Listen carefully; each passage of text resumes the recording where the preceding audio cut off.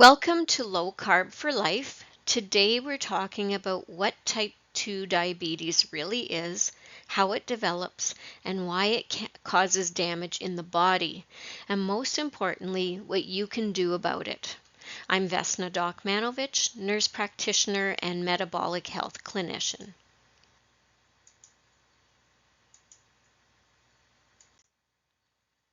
I'll quickly recap from the last video. Insulin is a hormone that moves sugar from the blood into the cells so it can be used for energy. With the modern diet, high in sugar, refined carbs, and constant snacking, insulin is released over and over again. Over time, cells stop responding properly and sugar stays in the blood, causing diabetes. This is insulin resistance, which is the step before diabetes. The pancreas compensates by making more and more insulin, often for years. Type 2 diabetes is not simply a high blood sugar. It's a state where insulin resistance is present and the pancreas can no longer keep up. Insulin is still being made, but it's no longer effective enough.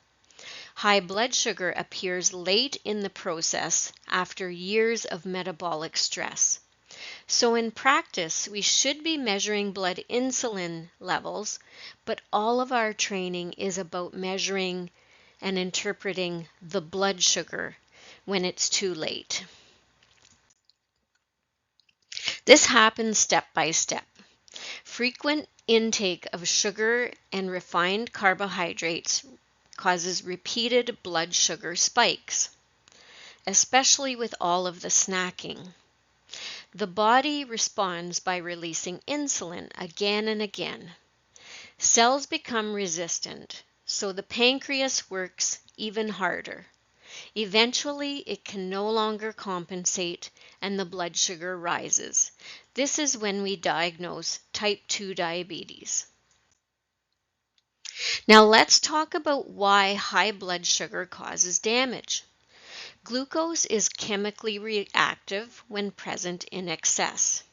An easy way to understand this is to think of glucose like syrup in the bloodstream. Our blood vessels and organs are designed for clean, smooth flow, not sticky fuel. Over time, that stickiness causes wear and tear. Blood vessels are like highways delivering oxygen and nutrients. When glucose levels are high, the vessel lining becomes irritated and inflamed. The walls stiffen and narrow, and cholesterol sticks more easily. This is why diabetes greatly increases the risk of heart attack and stroke. The eyes contain some of the smallest and most delicate blood vessels in the body. When syrup flows through tiny pipes, they are the first to fail. Blood vessels can leak, swell, or close off. This leads to a condition called diabetic retinopathy and vision loss. Nerves are like electrical wiring with insulation. High blood sugar damages both the blood supply to the nerves and the insulation itself. This leads to numbness, tingling, and burning pain and loss of feeling. Symptoms usually begin in the feet and hands. The kidneys act as filters, cleaning the blood all day long. Trying to filter syrup puts enormous stress on these filters. Over time, they become damaged and protein leaks into the urine. This can progress to chronic kidney disease. The brain needs glucose, but only in the right amount. And what it needs can be made by the liver and does not need sugar from the diet. Insulin resistance also affects the brain. Too much glucose contributes to brain fog, memory problems, and cognitive decline. Some researchers even refer to this as type 3 diabetes. Here's the hopeful part. This damage is not inevitable.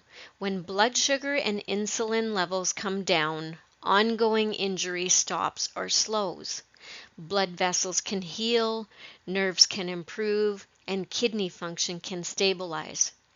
Remember the story of my 81-year-old father who reversed all of these problems related to his type 2 diabetes and reversed the type 2 diabetes with his diet. The most powerful first step is simple. Eliminate sugar, reduce refined carbs, pasta, crackers, rice, bread. Focus on real whole foods.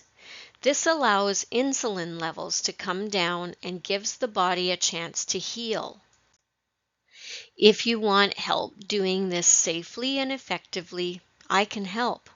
I run Vesna Dokmanovich Wellness, a virtual metabolic clinic focused on reversing insulin resistance and type 2 diabetes.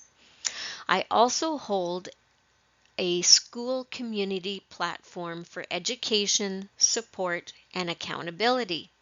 You'll find the links below. Thank you for watching and tune in next week when I describe how high blood insulin levels cause high blood pressure.